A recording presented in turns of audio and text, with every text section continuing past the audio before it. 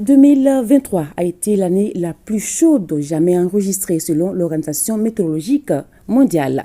Et Mali Météo affirme que toutes les conditions sont réunies pour que 2024 batte le record. En effet, elle avait déjà annoncé un temps très ensoleillé avec des températures fortes les jours prochains qui pouvaient monter jusqu'à 47 degrés.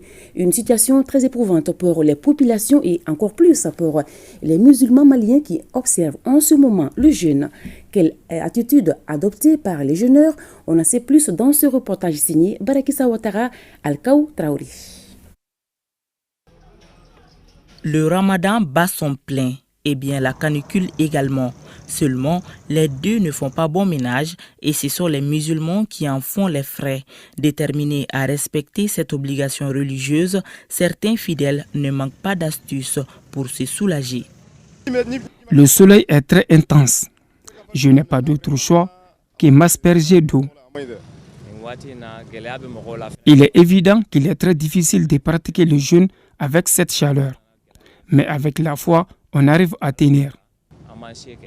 Malheureusement, les alertes météorologiques annoncées par l'Agence nationale se confirment dans les régions sud du pays. La température journalière la plus élevée a été enregistrée à Nara avec 48 degrés à l'ombre. Cette période caniculaire est pourtant encore là pour un bon bout de temps. Maintenant pour Bamako, la température reste encore à la hausse. Et la tendance, je l'ai dit, elle est toujours à la hausse. Et les températures enregistrées pour Bamako dans les jours à venir vont connaître une légère hausse à partir de 42 jusqu'à 44 degrés, pourquoi pas même 45. Le Mali est donc en train d'enregistrer une période des plus chaudes de son histoire depuis 1950. Si les tendances actuelles se maintenaient, 2024 sera sans aucun doute l'année la plus chaude observée. Et aussi les records de température maximale du mois de mars se sont déjà établis dans 7 de nos stations en 2024, dont celles de Bamako, Bougouni, Kinyeba, Kita, Koutiala, San et Sikasso. Les jours chauds consécutifs augmentent également, ce qui augmente la persistance de la période caniculaire. Cette vague de chaleur est bien évidemment due au réchauffement climatique. La partie sud du Mali est soumise à une rentrée de mousson, tandis que la partie nord du Mali, il y a pratiquement la pression elle est un peu hausse là-bas. Donc du coup, les deux combinés font que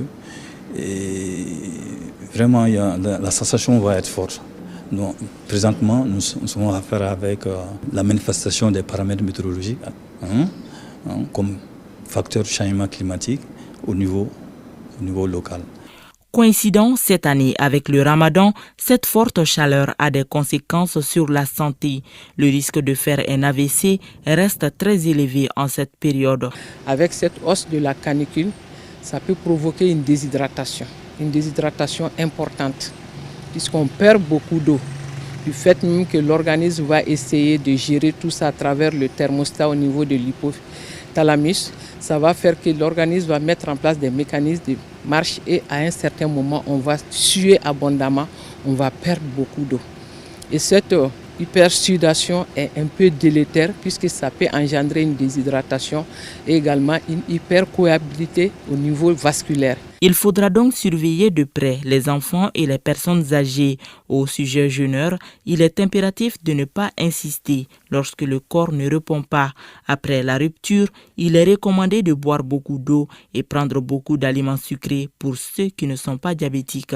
En période d'élévation de température liée à la chaleur, il est important que celui qui jeûne puisse s'hydrater après les ruptures devant n'importe quel signe allant dans le sens de malaise, d'éblouissement,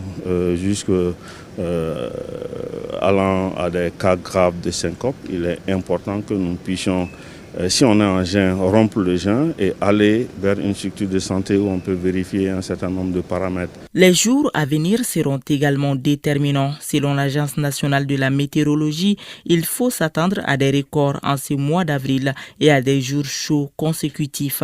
Quant aux acteurs de la santé, ils conseillent d'être à l'écoute de son organisme, de se mettre à l'abri du soleil pendant les heures les plus chaudes de la journée, de porter des habits légers et de privilégier la consommation d'aliments riches en eau.